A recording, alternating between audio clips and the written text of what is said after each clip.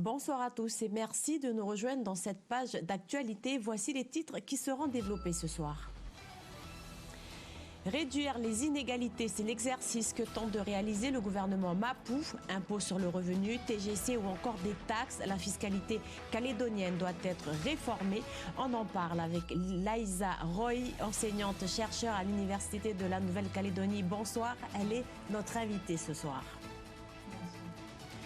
Rencontre avec Elia Djonou, diplômé en hydrogéologie. Ce professeur de mathématiques engagé dans la préservation de l'environnement souhaiterait plus de sobriété dans nos modes de consommation. Sur son île natale de Lifou, il utilise ses connaissances pour sensibiliser le grand public. Reportage à la fin de ce journal. Une capsule vidéo pour promouvoir son établissement scolaire et ses filières, c'est le projet dans lequel s'est lancé 2 classes de CAP du lycée Michel Rocard de Pointe-Boute. À leur côté, de vrais professionnels, vous le verrez à la fin de ce journal. On ouvre avec l'enseignement, rythme scolaire, formation des instituteurs ou encore effectifs dans les classes. Ce matin, les élus du Congrès s'interrogeaient sur l'efficacité de notre système scolaire. Accompagnés du rapport d'activité des établissements publics, ils ont pu traiter des urgences. Océane Dacunha. Une réussite en demi-teinte, c'est la conclusion du Congrès ce matin après avoir pris acte du rapport d'activité des établissements publics. Plusieurs préoccupations persistent, notamment dans le secondaire. Le vice-rectorat estime qu'en raison de la démographie, les lycées perdront 3000 élèves d'ici 2030, 1000 pour les collèges. La carte scolaire devra être revue et les moyens des petits établissements du privé et du public mutualisés. On sait déjà que pour les élèves, être dans un collège à 50 par exemple, où on a des doubles niveaux, niveau pédagogique, c'est pas toujours très intéressant.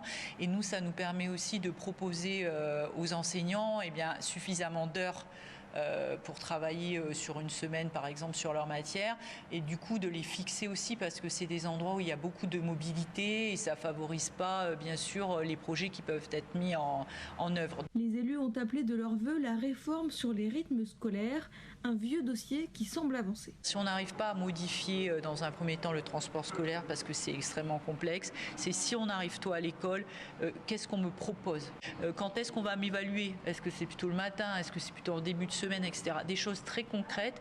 Et moi, j'ai demandé aux équipes de vraiment d'abord travailler sur le temps qui est de notre responsabilité. Des mesures concrètes sur les rythmes scolaires pourraient être prises pour la rentrée 2024. Et la Fédération des fonctionnaires est en désaccord avec la réforme fiscale. Présente au groupe de travail sur la TGC pour l'organisation syndicale. Les modifications de la TGC entreprises par l'exécutif se fait au détriment du pouvoir d'achat des Calédoniens. On écoute Steve Teriteaou, secrétaire général adjoint de la Fédération des fonctionnaires. Notre coup de gueule aujourd'hui, il est du fait que ce projet de réforme fiscale, il priorise toutes les taxes liées à la consommation.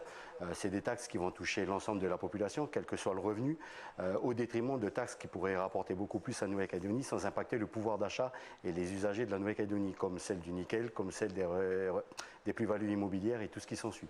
Donc notre coup de gueule, il est là, et sachant qu'aujourd'hui, il a priorisé les travaux sur la TGC avec la proposition qui n'est pas apparemment inscrite dans le marbre, la suppression du taux zéro pour les produits de première nécessité, ce qui reste intolérable à nos yeux. On a une inégalité qui perdure depuis maintenant 10 ans, qui est celle du taux de cotisation au RUAM. Donc pour rappel, aujourd'hui vous avez 2 taux de cotisation. Pour les salaires de 0 à 510 000, vous cotisez à hauteur de 15% de votre salaire.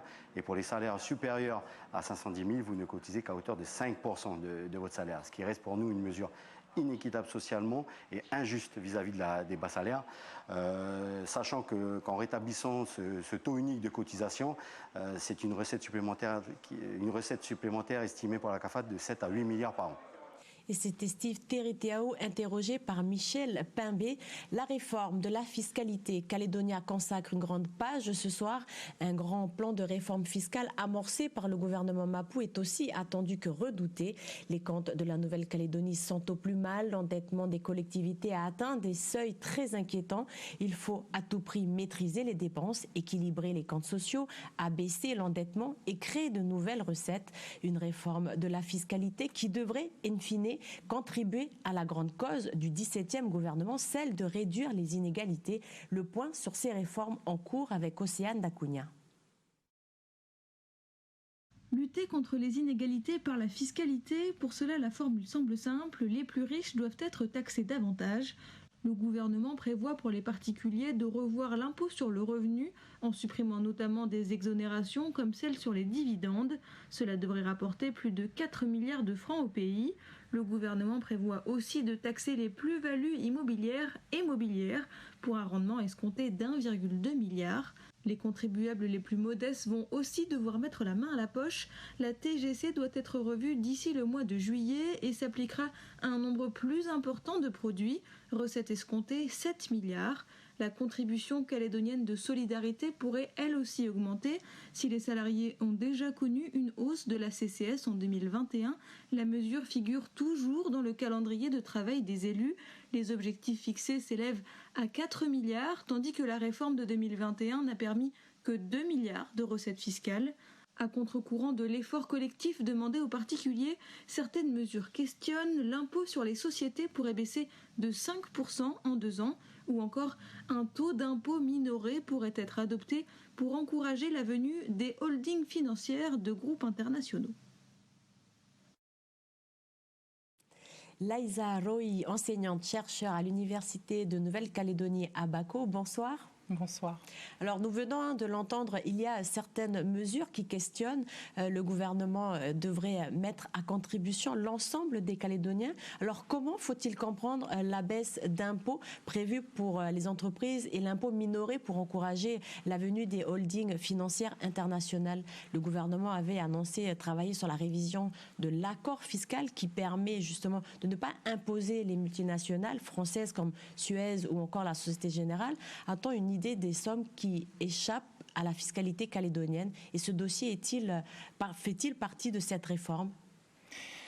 Ça fait beaucoup de questions. Est-ce qu'on a une idée de ce que l'on pourrait récupérer finalement comme recette fiscale en supprimant certaines exonérations? Pas précisément, parce que justement ce sont des impôts qui n'ont jamais été payés, donc on ne peut pas vraiment les évaluer. Mais par contre, en soi, c'est quand même une réflexion qu'il est important de mener, parce qu'on justement cette réforme fiscale dans son ensemble, elle est très attendue. On en parle depuis longtemps, depuis plus de 10 ans, et on arrive un peu au pied du mur au moment où on a besoin de recettes supplémentaires. Donc un premier chantier, effectivement, c'est de regarder toutes les exonérations, réductions, déductions d'impôts qui ont été accordées depuis de nombreuses années, de façon à récupérer des fonds pour la Calédonie. Alors, est-ce que ces mesures que le gouvernement tend mettre en œuvre feront du Calédonien un contribuable très imposé? Non, en fait, en Calédonie, on a un niveau de service public qui est comparable à ce qui se fait en France. L'école gratuite, par exemple, ce n'est pas quelque chose qui existe partout sur la planète. En Calédonie, l'école est gratuite. Il y a tout un ensemble de services publics dont on bénéficie tous. Et en face de ça, on a un niveau global d'imposition qui est 10 points en dessous de celui de la France. Donc ça veut dire que pour un niveau de service public comparable à la France, on paye moins d'impôts en Calédonie. Donc avec cette réforme fiscale, on ne va pas devenir le pays le plus imposé de la planète. On va peut-être déjà avoir un niveau d'imposition qui est en adéquation avec le niveau de nos services publics. Alors quels seront justement ces effets, quels seront les effets de ces mesures sur le pouvoir d'achat des Calédoniens directement, concrètement parlant? Concrètement, ce qui va impacter le pouvoir d'achat de tous les Calédoniens, c'est la réforme de la TGC. Donc cette réforme, elle est très attendue aussi parce qu'on avait beaucoup de taux et depuis le départ, on savait très bien que c'était un peu trop compliqué de mettre en place autant de taux différents. Donc déjà, il s'agit de... Réduit à 3 taux. Oui, 3 taux. Quel impact ça va avoir sur le pouvoir d'achat ? D'après ce que j'ai lu de la réforme qui est envisagée, en fait, non seulement on va avoir moins de taux, zéro, certains vont augmenter et on va aussi imposer davantage de produits. Donc concrètement, il va y avoir un impact négatif sur le pouvoir d'achat des Calédoniens. Et le représentant de la Fédération des fonctionnaires mentionnait d'ailleurs, oui, qu'on vient d'entendre, parler de ce taux zéro. Actuellement, il y a tout un tas de produits considérés comme étant de première nécessité qui sont taxés à zéro. Et c'est une question que je me pose aussi. Pourquoi supprimer ce taux zéro pour les produits de première nécessité ? Alors pourquoi ? Parce qu'on a besoin, encore une fois, de faire rentrer de l'argent dans les caisses, mais il y a d'autres enjeux derrière. Comment voir la lutte, justement, contre l'inégalité dans ces mesures-là ? Je crois que, sincèrement, il me semble que la réforme de la TGC, son objectif, c'est surtout de faire rentrer de l'argent dans les caisses, pas de lutter contre les inégalités. Par contre, il y a d'autres mesures dans la réforme qui, clairement, vont contribuer à réduire les inégalités. Mais oui, donc ce que disait le représentant de la Fédération des fonctionnaires, c'est qu'apparemment la suppression du taux zéro ne serait pas gravée dans le marbre. Tant mieux, parce que voilà, pour les PPN, c'est important. Il me semble que c'est important de maintenir ce taux zéro. Et puis pourquoi pas pour d'autres produits, par exemple les produits agricoles, produits localement, ce serait intéressant de les taxer à zéro, ceux-là. Et là, l'enjeu derrière, c'est un enjeu de qualité de ce que l'on consomme. Et puis aussi, l'idée, c'est d'encourager la production locale. Laïsa Roy, enseignante, chercheuse à l'Université de la Nouvelle-Calédonie, merci d'avoir répondu à nos questions ce soir. Alors que le budget primitif 2022 arrêté par le gouvernement de la Nouvelle-Calédonie doit être examiné par les élus du Congrès la semaine prochaine, l'Association française des maires de Nouvelle-Calédonie, en conférence de presse ce matin, s'est dit inquiète pour les communes. Inquiète car le fonds intercommunal de péréquation diminue de 700 millions et que le prêt de l'État de 21 milliards de francs bénéficie uniquement au budget de la Nouvelle-Calédonie. On écoute Georges Naturel, le président de l'Association française des maires. On souhaite quand même alerter les élus du Congrès et j'ai fait une démarche auprès du président de la Commission des Finances en ce sens la semaine dernière pour pouvoir exposer les difficultés que rencontreront les communes de Nouvelle-Calédonie si le budget est voté en l'état. Donc ça n'a pas été le cas, on n'a pas voulu nous recevoir. Donc aujourd'hui, suite à l'Assemblée générale d'hier, on a souhaité réunir cette conférence de presse pour réaborder le sujet et voir dans quelle mesure, effectivement, au Congrès, on puisse être entendu avant le vote du budget la semaine prochaine. Et selon Yannick Slamet, le porte-parole du gouvernement, les communes n'ont pas fait l'objet de coupes budgétaires. Elles sont victimes au même titre que l'ensemble des collectivités calédoniennes, y compris le gouvernement de la Nouvelle-Calédonie, d'une forte baisse des recettes fiscales concernant le prêt de 21 milliards. Yannick Slamet précise qu'il est utilisé pour répondre aux besoins de la Nouvelle-Calédonie et de sa population, notamment le financement du RUAM pour une dizaine de milliards de francs ou encore le financement d'Enercal pour 1 milliard de francs. Direction la mairie de Moindou où depuis ce matin le poste de 4e adjoint est vacant lors de son premier conseil municipal. Aujourd'hui, les élus ont décidé de destituer Lino Keletaona de ses fonctions d'adjoint au maire.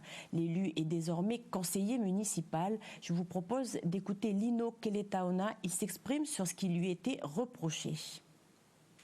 Les raisons qui m'ont été données, c'était le sitting, c'est la goutte qui a fait les bords d'élevage, ça a été dit au conseil municipal, c'est d'être en tant que parent au sitting de l'école. D'autres raisons, c'est d'avoir eu des rapprochements avec les indépendantistes, bien sûr. Voilà. Ensuite, j'ai envie de tout simplement dire, destin commun, on parle bien. Moi, je suis bien posé, je travaille avec tout le monde. Et c'est pas pour ça que je vais m'arrêter au jour d'aujourd'hui, c'est ce que j'ai dit au conseil municipal. Bien sûr, tout ce qui est budget, tout ce qui est délib, tout est passé, j'ai voté pour, j'ai fait la part des choses, mais je suis vraiment déçu au jour d'aujourd'hui. Et aussi vraiment déçu, c'est bon, ça reste là, c'est plutôt côté politique, c'est qu'il y a eu un accord de principe passé avec Génération pour pouvoir me sanctionner. C'était Lino Keletaona au micro de Vanessa Kédé et sollicité, le maire n'a pas souhaité répondre à nos questions. Une trentaine de militants du FLNKS, du Parti travailliste et de l'USTKE se sont rassemblés ce matin devant le Haut-Commissariat en mémoire d'Ivan Colonna. Pendant 2 heures, les militants ont marqué les funérailles de l'indépendantiste corse condamné à perpétuité pour l'assassinat du préfet Claude Erignac en 1998. Le berger corse a été mortellement agressé par un co-détenu en prison. On écoute Dominique Fauchy, membre du FLNKS. Avant tout, avant de manifester, c'est un moment de recueillement pour apporter notre total soutien au peuple corse qui sont dans ces moments de deuil, de funérailles par rapport à l'assassinat d'Ivan Colonna. Tout simplement par rapport au lien qui existe entre le peuple corse et puis le peuple ici en Kanakrie-Nouvelle-Calédonie. C'est le soutien des peuples en lutte pour leur souveraineté, pour leur indépendance. Et voilà, c'est des liens qui existent depuis des décennies avec tous les peuples en lutte à travers le monde, mais en particulier avec l'île Corse par rapport au fait qu'on soit une île, qu'on soit sous domination française, etc. Donc voilà, il y a plusieurs partenariats qui ont été faits au niveau institutionnel, que ce soit avec les choses qui étaient engagées avec le Congrès, entre les deux assemblées délibérantes ici en Nouvelle-Calédonie et puis en Corse. Et voilà, il y a tous cette solidarité entre les peuples, quoi. Autre mobilisation, une vingtaine d'ambulanciers de 3 entreprises d'ambulance du Sud étaient en grève ce matin. Tous étaient mobilisés devant le siège de leur direction. Au cœur du problème, un défaut de management et des salaires irréguliers. Les grévistes ont rencontré la direction à 11h en présence de la CAFAT et de la DTE. Selon nos informations, aucun accord n'a été trouvé. Une autre rencontre est prévue le 4 avril prochain à la direction du travail. Suite et fin de votre feuilleton consacré à l'eau, nous retrouvons Elio Djounou, diplômé en hydrogéologie et enseignant au lycée polyvalent des îles, fervent défenseur de l'environnement. Il participe régulièrement à des actions de sensibilisation auprès du grand public, une manière pour lui de transmettre ses connaissances acquises lors de sa formation et ainsi appeler à plus de sobriété dans nos modes de consommation. Faustine Lefranc l'a rencontré.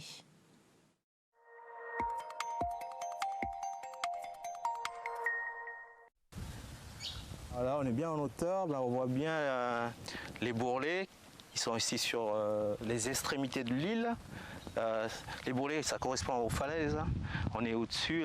Donc il faut savoir que l'île de Lifou s'est formée au départ à partir d'un volcan. Sur les côtés de ce volcan, s'est développé des coraux.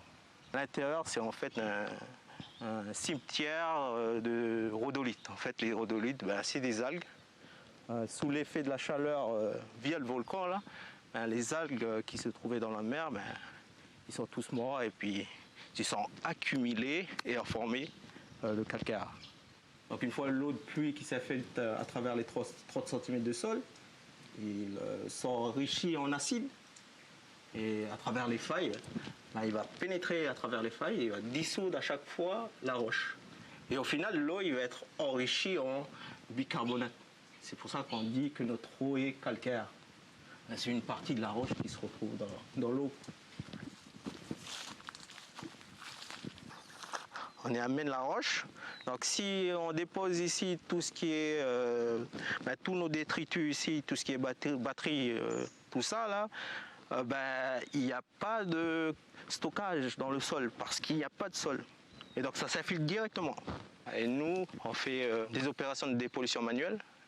On fait aussi de la sensibilisation, c'est-à-dire que je viens présenter la formation des îles Loyauté, comment ça s'est formé, et du coup pourquoi notre lentille d'eau douce est très vulnérable. Donc ici on est sur le lieu dit de Houchen, donc c'est une ancienne décharge sauvage. Comme toutes les décharges ici, elles se trouvent sur une carrière, facilité d'accès, du coup les gens ils sont plus à l'aise pour décharger leurs bennes. Ce qui est négatif, c'est nos activités, c'est l'activité humaine. C'est de la surconsommation, c'est pas de la nécessité tout ça. Donc ça c'est le point négatif. Par contre, on s'est rendu compte que le point positif, c'est ici, notre manière de faire de la culture, la jachère en l'occurrence, ça nous permet de ne pas avoir recours à des intrants. C'est-à-dire à utiliser des engrais et tout ça. Il faut préserver la nature, mais il faut aussi préserver notre culture qui forcément protège aussi la nature.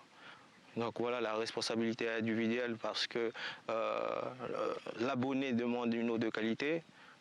Donc derrière ça, il ne faudra pas jeter des détritus dans la nature parce que derrière ça, l'institution qui est en charge de dépolluer l'eau avant de la distribution, il faudra des coûts pour ça, pour dépolluer l'eau.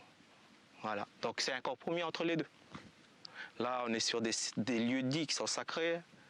Donc forcément, quand on jette nos saletés, c'est caché sur ces lieux dits et surtout sur le sacré qu'on a mis auparavant.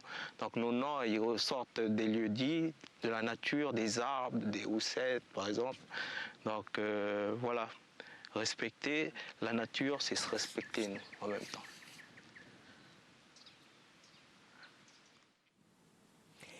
Comment rendre son établissement scolaire plus fun et ses filières plus attractives? 23 élèves du lycée Michel Rocard de Pointe-Boute, encadrés par leur professeur d'EPS Daniel Dogno, ont eu l'idée de faire un clip vidéo. Pour ce projet, l'établissement a fait appel à des professionnels. Un reportage de Mathieu Le Barbier.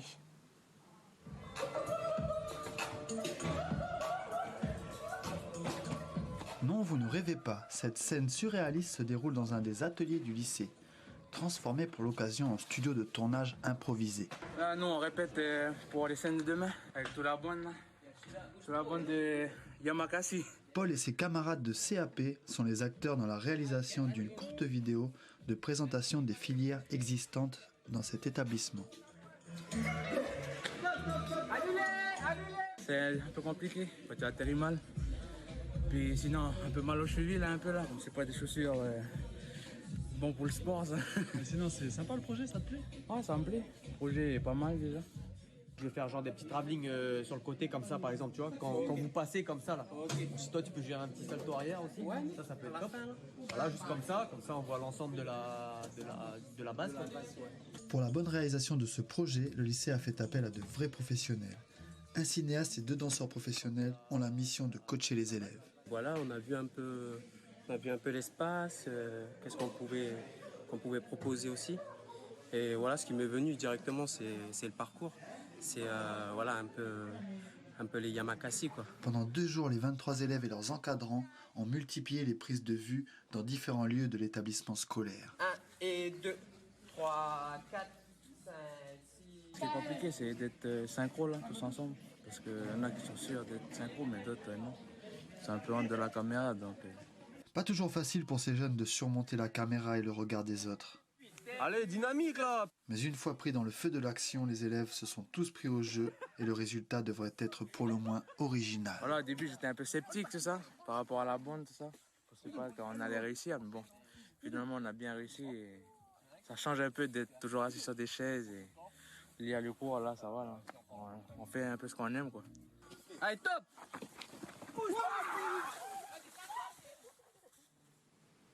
Et le résultat final devrait être publié dans un mois sur le site du lycée et sur les réseaux sociaux. Et c'est ainsi que se referme cette page d'information. La soirée continue sur Calédonia. À suivre votre émission Yes Weekend avec Mathieu Le Barbier qui recevra Chris Tatéotion des Francopholies. À 19h55, votre divertissement Pékin Express sur les routes de l'Aigle Royal. Puis demain soir, c'est Anne-Charlotte Coco que vous retrouverez dans le Journal du Pacifique. Je vous souhaite une belle soirée en notre compagnie.